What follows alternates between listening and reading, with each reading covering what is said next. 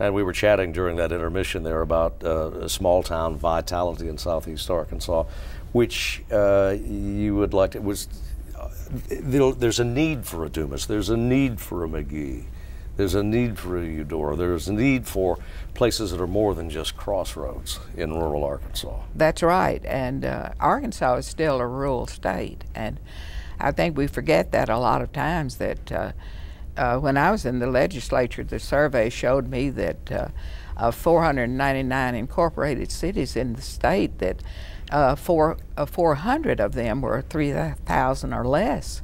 So we have to focus on the rural areas with the support they can provide for the whole state, and the opportunities. I think technology will help make some changes that are very needed, and we've established a technology center out of an old bank building in Dumas, and are working on bringing technology to people who don't have access. Mm-hmm. I think there are many ways, but we just have to be smarter at brainstorming for them. Times have changed, certainly, and in a great many ways for the better, but yet we seem to be confronting some of the same issues that bedeviled Arkansas when you were a girl or a younger girl. That's a long time ago. Well, I mean, we had a long time ago. How to deliver the best education for the buck. Race remains a problem. Ethnicity remains a problem. Economic development remains a problem. And one has a sense, reading you over the years, that they're all intertwined. That's right. A better educated workforce will improve the economy vastly. More opportunities, so I think, for the quality of life in rural Arkansas are necessary. I don't think we have as much. We have some great natural recreation, but we haven't developed its economic potential. There are just numerous opportunities out there. We just have to be smart enough to capture them. In your time as a newspaper woman, who's made the greater contribution to Arkansas in public life, in your estimation? Governors, senators, members of Congress. You're talking about political figures. Sure.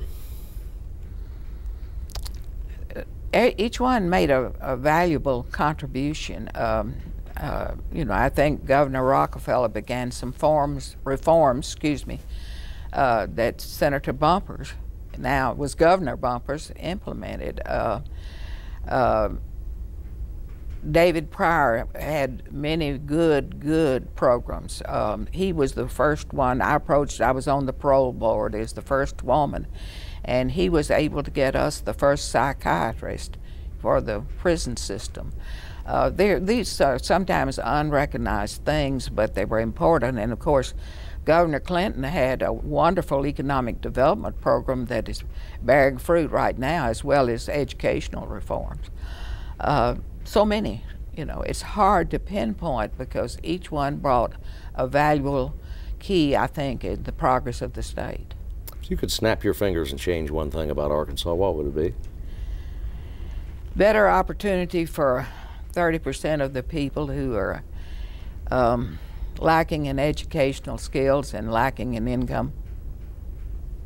The role of women, or the possibilities for women, changed a lot in your time as well. Oh yes. When I first went in, there were 2 women editors in Arkansas that were not mom and pop operations in the newspaper business, and the first day on the job, a man came in to see the editor, and I said, "I am she," and he said, "You can't possibly be. You're a girl."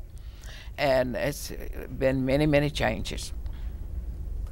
For the better, I assume you regard. For much for the better. Charlotte, thanks so much. Thank you so much for having me here. Thank you for writing. Thank you.